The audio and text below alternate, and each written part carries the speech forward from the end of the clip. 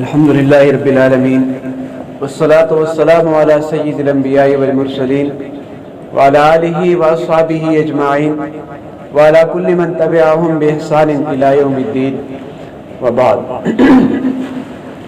جیسا کہ ہم نے پیچھے پڑھ لیا ہے کہ مرزا غلام احمد قادیانی کون تھا، اس کے کیا کیا دعوے تھے اور اس کے دعوے داروں کے اور اس کے ماننے والوں کے کون کون سے عقائد ہیں۔ چنانچہ ہم آج یہ پڑھیں گے کہ مرزا غلام احمد قادیانی کے ماننے والے کتنے گروہ ہیں، کتنے گروپ ہیں ان کے، ٹھیک ہو گئے جی۔ تو مرزا غلام احمد قادیانی جب دنیا سے دفع ہوا، مر گیا، تو اس کے بعد اس کا ایک خلیفہ بنا نور الدین۔ مرزے کی جگہ نور الدین نے سنبھالی، اور جب نور الدین دنیا سے دفع ہونے لگا، دفع ہو گیا دنیا سے، دنیا اس گن سے پاک ہو گئی، تو نور الدین کے آگے پھر جگہ سنبھالنی تھی کسی نے، تو اس وقت ان میں اختلاف پیدا ہوا، مرزا قادیانی سے لے کر نور الدین تک، اور نور الدین کی زندگی کے اندر ان میں کوئی اختلاف نہیں تھا۔ جب نور الدین بھی دنیا سے دفع ہو گیا تو ان میں اختلاف پیدا ہو گیا کہ اب نور الدین کے بعد خلیفہ کون بنے، نور الدین کی جو سیٹ ہے اور اس کی جو مسند ہے، جگہ ہے، وہ کون سنبھالے گا۔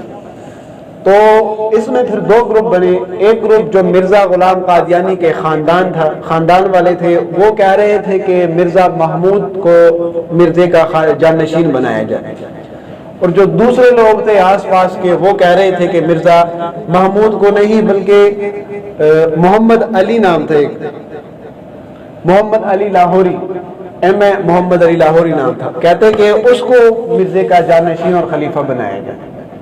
تو اب یہ اختلاف بہت زیادہ بڑھ گیا، انتہائی یہ اختلاف بڑھ گیا، اور یہ جب محمد علی ان کو پتہ چلا کہ اب تو میں خلیفہ نہیں بن سکتا، اور محمد علی کے پیروکاروں کو بھی پتہ چلا کہ یہ اب خلیفہ نہیں بن سکتا، ہم ہار رہے ہیں، تو یہ قادیان سے ہجرت کر کے لاہور آ گئے، اور اس طرح اس فتنے کا اور اس گروہ کا نام لاہوری گروہ بن گیا۔ ایک مرزائی ہو گیا اور دوسرا لاہوری ہو گیا، یوں دو گروپ ان کے بن گئے۔ اب یہ دو گروپ اتنے ایک دوسرے کے مخالف ہوئے کہ انہوں نے اخبارات تک ایک دوسرے کو گالیاں نکالی، اور اخبارات میں وہ گالیاں چھپی۔ ان کی ایک اخبار ہے فاروق، اخبار کا نام ہے فاروق، جو مرزا غلام قادیانی کا ایک خلیفہ تھا، اسی ہی کی کمپنی تھی۔ وہ اخبار اس گالیوں کی وجہ سے بہت مشہور ہوئی، اور ان میں اس اخبار نے بہت سارا مرتبہ پا لیا۔ کیوں؟ کیونکہ جب ایک گروپ گالیاں نکالتا تھا تو دوسرے گروپ والے اس اخبار کو اڑا چڑھا کر پیش کرتے تھے کہ دیکھیں ہمارے خلاف یہ پروپیگنڈا ہو رہا ہے۔ جب وہ والا گروپ دوسرا گروپ گالیاں نکالتا تھا تو دوسرے گروپ والے اخبار کو شائع کرتے تھے کہ ایسے ہمارے خلاف پروپیگنڈا ہو رہا ہے۔ تو انہوں نے آپس میں انتہائی غلیظ قسم کے الفاظ ایک دوسرے کے لیے استعمال کیے، اور یہ اچھی طرح ان کی مخالفت ہو گئی اور ایک دوسرے کے دشمن بنے۔ آگے چلتے چلتے جب ان کو پتہ چلا کہ دنیا میں ہم رسوا ہو رہے ہیں، کہ اب مرزا محمود جو تھا اس نے یہ پروپیگنڈا شروع کر دیا کہ لاہوری گروپ ہم سے اس لیے جدا اور الگ ہوا کہ یہ دنیا کا منصب طلب کر رہے ہیں، مرزے کا جو منصب تھا، مرزے کی جو خلافت تھی وہ طلب کر رہے تھے، ان کو خلافت نہیں ملی، اس لیے انہوں نے اپنا گروپ بنا لیا۔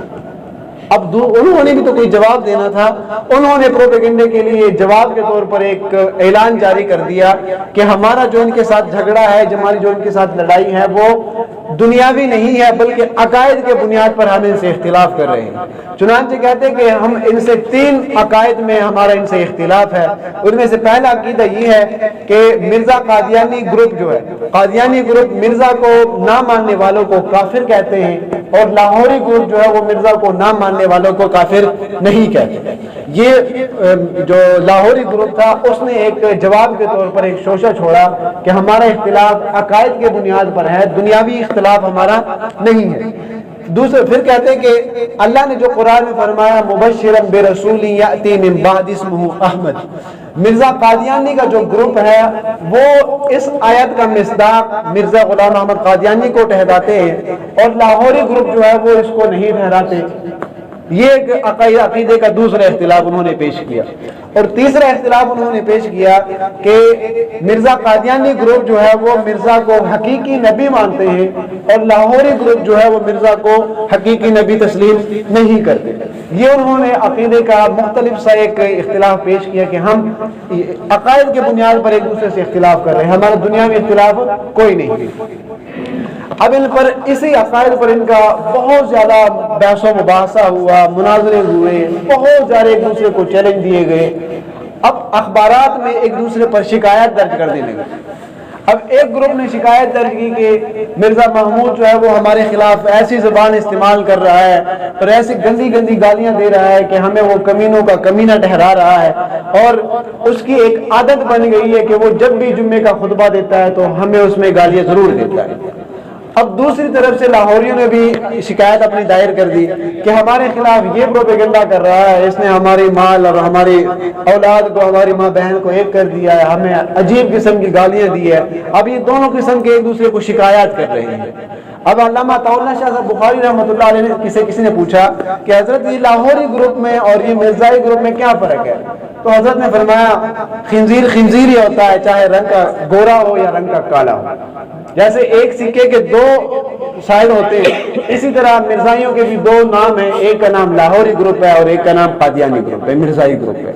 چنانچہ ہم کہتے ہیں کہ جس طرح مرزائی کافر ہے, مرزے کے ماننے والے, اس طرح لاہوری گروپ جو ہے وہ بھی کافر ہے. کیوں؟ کیونکہ یہ مرزائی لاہوری گروپ مرزے کو اپنے تمام دعووں میں سچا مانتی ہے اور اس کو نبی تسلیم کرتی ہے. ہمارے لیے تو یہ سب سے بڑی بات یہی ہے کہ جو حضور کے بعد کسی کو نبی تصور کر لے وہ اسلام سے خارج ہو جاتا ہے, اور یہ تو اس بغیرت کو اپنے تمام عقائد میں سچا مانتی ہے. یہ کیسے مسلمان ہو سکتے ہیں؟ چنانچہ ان کے کچھ ایسے عقائد ہیں جن کو مرزے کے کچھ ایسے بیانات ہیں جن کو لاہوری گروپ اور جن کو مرزائی گروپ دونوں ان کو سچا سمجھتے ہیں اور ان پر ایمان لاتے ہیں. ان میں سے پہلی بات یہ ہے کہ مرزے کا ایک قول ہے, ایک اس نے اپنی کتاب میں بات لکھی ہے کہ سچا خدا وہی ہے جس نے قادیان میں اپنا رسول بنا کر بھیجا ہے. قادیان میں اپنا رسول بھیجا یعنی مرزے کو کانے کو رسول بنا کر بھیجا, یہ اس کی عبارت ہے. اور لاہوری گروپ بھی اس کو تسلیم کرتی ہے, مرزائی گروپ بھی اس کو تسلیم کرتی ہے. یہ ان دونوں کا عقیدہ ایک ہے. اسی طرح مرزا کہتا ہے کہ ہمارا دعویٰ ہے کہ ہم نبی اور رسول ہیں. مرزا کانا کہتا ہے کہ ہمارا دعویٰ ہے کہ ہم نبی اور رسول ہیں. اس دعوے میں جس طرح مرزائی گروپ اس کانے کو سچا سمجھتی ہے, اسی طرح لاہوری گروپ بھی اس عقیدے میں اس کانے کو سچا سمجھتی ہے. اسی طرح 10 ایسے عقائد یہاں پر ذکر کیے ہیں جس میں مرزائی اور لاہوری گروپ بالکل ایک جیسے ہیں. اگر مرزے کو یہ نبوت, یہ لاہوری گروپ مرزے کو نبی نہ مانتی, اور جیسے انہوں نے کہا کہ مرزے کو ہم نبی نہیں تسلیم کرتے, ہمارا عقیدے کا اختلاف ہے, تو پھر ان باتوں میں یہ اس کی تائید کیوں کرتی ہے؟